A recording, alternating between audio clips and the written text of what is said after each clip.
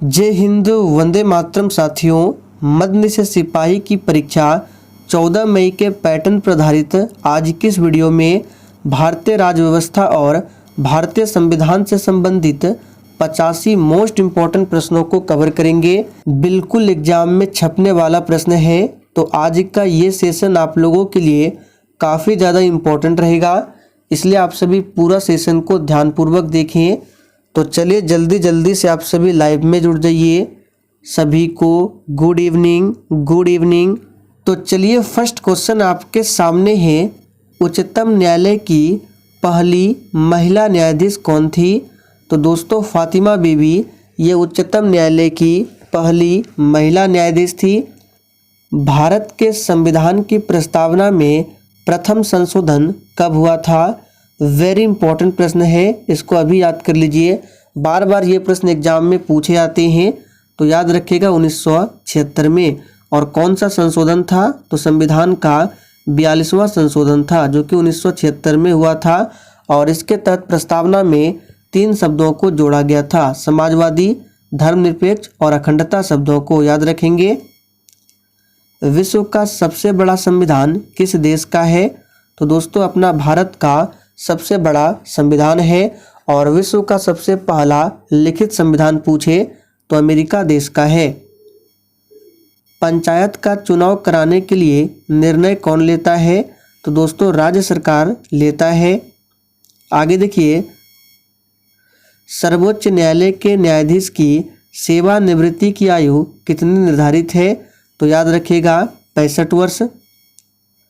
भारतीय संविधान में एकल नागरिकता का प्रावधान किस देश के संविधान से लिया गया है? तो देखिए दोस्तों, एकल नागरिकता का जो प्रावधान है ये भारत के संविधान में ब्रिटेन के संविधान से लिया गया है। और आपसे पूछा जा सकता है अमेरिका में किस प्रकार की नागरिकता है? तो याद रखिएगा दोहरी नागरिकता। और भारत में एकल नागरिकता है। नागरिकता को किस भाग में रखा गया है? तो संविधान के भाग 2 में। और अनुच्छेद की बात करें तो याद रखिएगा 5 से लेकर 11 तक में नागरिकता के बारे में बताया गया है। जवाहरलाल नेहरू के नेतृत्व में अंतरिम सरकार का गठन कब हुआ था? तो दोस्तों 2 सितंबर 1946 को। इम्पोर्टेंट प्रश्न रहेगा, याद रखिएगा। प्राण और दैहिक स्वतंत्रता का संरक्षण किस अनुच्छेद के तहत प्राप्त है? तो अनुच्छेद 21 के तहत प्राप्त है। कैबिनेट मिशन के 3 सदस्य कौन कौन थे? तो हमने आपको काफ़ी बार बताया है, इसके लिए एक ट्रिक है पास। अब देखिए, पी से पैथिक लॉरेंस, ए से एवी अलेक्जेंडर, यहाँ पे देखिए दिया है, और एस से स्टेफोर्ड क्रिप्स। और इसके अध्यक्ष कौन थे? तो देखिए प्रारंभ में पी है, यानी कि पी जो है कैबिनेट मिशन के अध्यक्ष थे। पी से मतलब सर पैथिक लॉरेंस। पंचायतों के निर्वाचन कितने समय में होते हैं? तो प्रत्येक 5 वर्ष के अंतराल में होते हैं। राष्ट्रपति वित्त आयोग का गठन कितनी अवधि के पश्चात करते हैं? तो प्रत्येक 5 वर्ष। और वित्त आयोग के बारे में संविधान के अनुच्छेद 280 में बताया गया है, तो इसे भी ध्यान रखेंगे। भारत में द्विसदन वाले कितने राज्य हैं? तो वर्तमान समय में अभी 6 राज्यों में द्विसदन है, याद रखिएगा। काफ़ी ज़्यादा इम्पोर्टेंट प्रश्न है। द्विसदन का मतलब होता है, याद रखिएगा, विधानसभा और विधान परिषद दोनों होना चाहिए, जो कि 6 राज्यों में है। संसद के प्रत्येक सदन की बैठक में पहला विषय कौन सा होता है? तो प्रश्नकाल का विषय होता है। राज्यसभा के सदस्य कितने समय के लिए चुने जाते हैं? तो याद रखिएगा प्रत्येक 6 वर्ष के लिए चुने जाते हैं। और राज्यसभा का सदस्य बनने के लिए न्यूनतम उम्र सीमा क्या है? तो 30 वर्ष है। जबकि लोकसभा के सदस्य 5 वर्षों के लिए चुने जाते हैं और उम्र सीमा है 25 वर्ष। आगे देखिए, भारत के संविधान में कृषि को किस सूची में रखा गया है? तो कृषि को राज्य सूची में रखा गया है। भारतीय संविधान के अनुसार केंद्र की कार्यपालक शक्ति किसमें निहित होती है? तो याद रखिएगा राष्ट्रपति में निहित होती है। 44वां संविधान संशोधन कब किया गया था? तो याद रखिएगा 1978 में। और इसी संशोधन के तहत जो संपत्ति का अधिकार है, पहले मौलिक अधिकार थे, अब इसे कानूनी अधिकार बना दिया गया है। तो किस संशोधन से?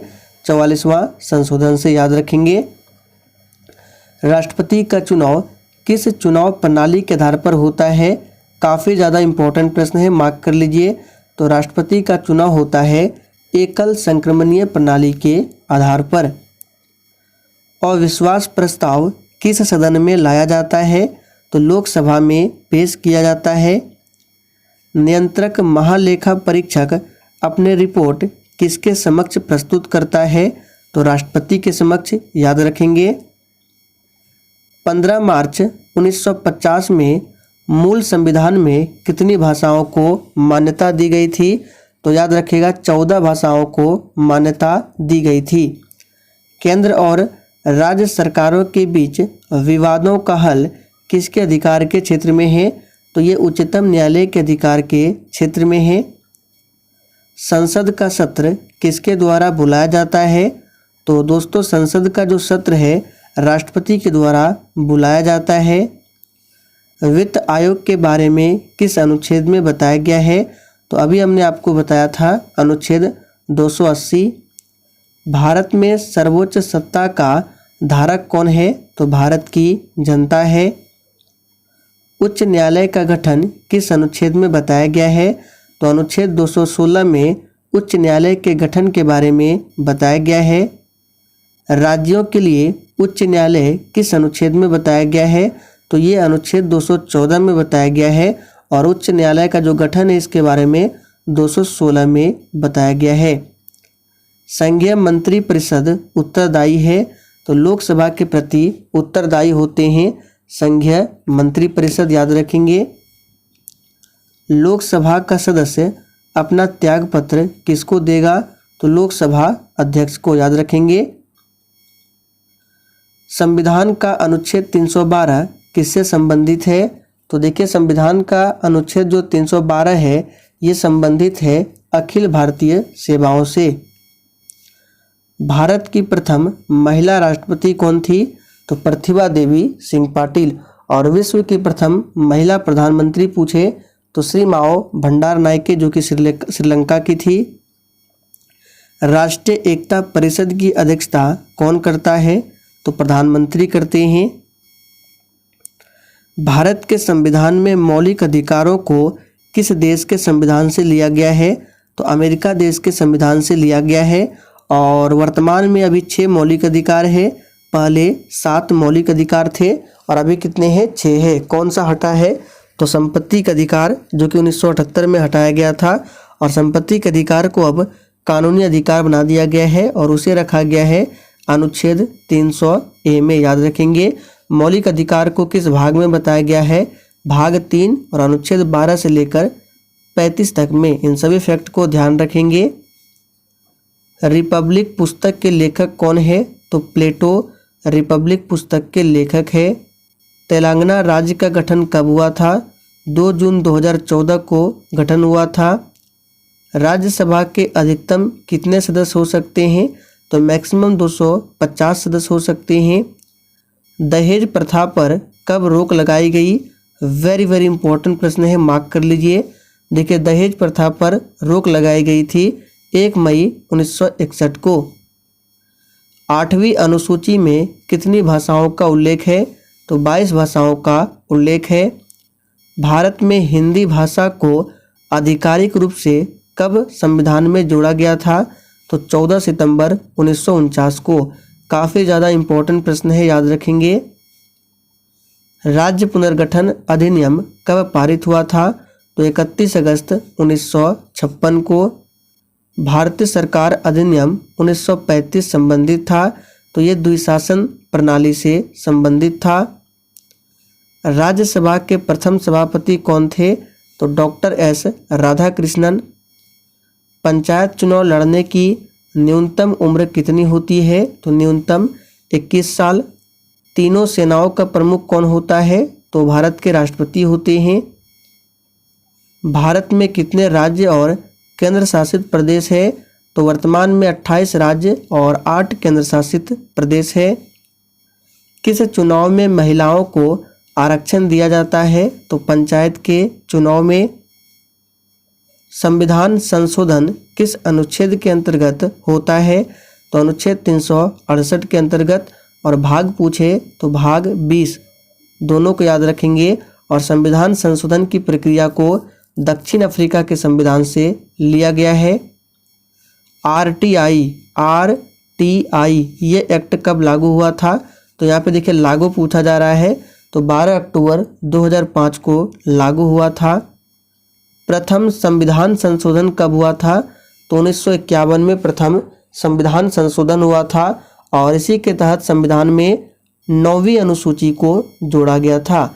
पहले देखिए मूल संविधान में 8 अनुसूची थे, वर्तमान में अभी 12 है। तो 9वीं अनुसूची को 1951 में जोड़ा गया था। और 10वीं अनुसूची को कब जोड़ा गया था? तो 52वां संविधान संशोधन जो हुआ था 1985 में, इसी के तहत 10वीं अनुसूची को जोड़ा गया था। और 11वीं अनुसूची को जोड़ा गया था 73वां संशोधन से, जो हुआ था 1992 में। और ये संशोधन संबंधित है पंचायती राज व्यवस्था से। इसी संशोधन के तहत पंचायती राज व्यवस्था को संवैधानिक दर्जा मिला था, याद रखेंगे। संविधान दिवस कब मनाया जाता है? रट लीजिए, एग्जाम में छपने वाला प्रश्न है। संविधान दिवस 26 नवंबर को मनाया जाता है। प्रधानमंत्री के पद से त्याग देने वाला प्रथम व्यक्ति मोरारजी देसाई। संविधान का जनक किसे कहा जाता है? तो डॉक्टर भीमराव अंबेडकर को संविधान का जनक कहा जाता है। भारत में कुल कितने हाई कोर्ट है? तो वर्तमान में 25 हाई कोर्ट है। सबसे पुराना high court Calcutta high court, सबसे बाद में बना है अमरावती हाई कोर्ट, और सबसे बड़ा हाई कोर्ट पूछे तो इलाहाबाद हाई कोर्ट। संसद की संयुक्त बैठक की अध्यक्षता कौन करता है? अध्यक्षता लोकसभा के अध्यक्ष करते हैं। और संयुक्त बैठक को बुलाता कौन है? तो भारत के राष्ट्रपति। और संयुक्त बैठक के बारे में संविधान के अनुच्छेद 108 में बताया गया है, तो इसे भी आप सभी जरूर ध्यान रखेंगे। आगे देखिए, भारत के सबसे युवा राष्ट्रपति कौन थे? तो आप सभी जानते हैं नीलम संजीव रेड्डी भारत के सबसे युवा राष्ट्रपति थे। किस संविधान संशोधन के तहत मौलिक कर्तव्य को जोड़ा गया था? तो 42वां संशोधन। वर्तमान में 11 मौलिक कर्तव्य है, ध्यान रखेंगे। और इसे रूस देश के संविधान से लिया गया है। मौलिक कर्तव्य को रखा गया है भाग 4A या फिर क, और अनुच्छेद 51A या फिर क में। इंग्लिश में ए, हिंदी में क। भारत का सर्वोच्च विधि अधिकारी कौन होता है? तो महान्यायवादी। प्रथम महिला लोकसभा स्पीकर कौन थी? तो मीरा कुमार 15वीं लोकसभा में थी, याद रखेंगे। प्रथम लोकसभा चुनाव कब हुआ था? तो 1951-52 में। लोकसभा के प्रथम अध्यक्ष कौन थे? तो गणेश वासुदेव मावलंकर, शॉर्ट में GV मावलंकर भी कहा जाता है, याद रखिएगा। संघ की राजभाषा हिंदी ये किस अनुच्छेद में वर्णित है? वेरी वेरी इंपॉर्टेंट प्रश्न है। तो संघ की जो राजभाषा होगी हिंदी, इसके बारे में बताया गया अनुच्छेद 343 में। हमारा संविधान कब पूर्ण रूप से लागू हुआ था? तो 26 जनवरी 1950 को पूर्ण रूप से लागू हुआ था। राष्ट्रपति को शपथ कौन दिलाता है? तो सर्वोच्च न्यायालय के मुख्य न्यायाधीश। और मुख्य न्यायाधीश को शपथ कौन दिलाते हैं? तो भारत के राष्ट्रपति। वर्तमान में सर्वोच्च न्यायालय के मुख्य न्यायाधीश कौन है? तो DY चंद्रचूड़ 50वें नंबर के हैं, याद रखिएगा। मौलिक कर्तव्य किस अनुच्छेद में वर्णित है? तो अभी हमने आपको बताया अनुच्छेद 51 क। राष्ट्रपति की शक्ति किसमें निहित होती है? कार्यपालिका में। राष्ट्रपति पर महाभियोग किस अनुच्छेद के अंतर्गत लगाया जा सकता है? तो अनुच्छेद 61 के अंतर्गत। और राष्ट्रपति को क्षमादान की शक्ति किस अनुच्छेद में दिया गया है? अनुच्छेद 72 में। नीति आयोग के प्रथम अध्यक्ष कौन थे? तो नरेंद्र मोदी। नीति आयोग की स्थापना होती है 1 जनवरी 2015 को। इसके वर्तमान में उपाध्यक्ष कौन? तो सुमन बेरी।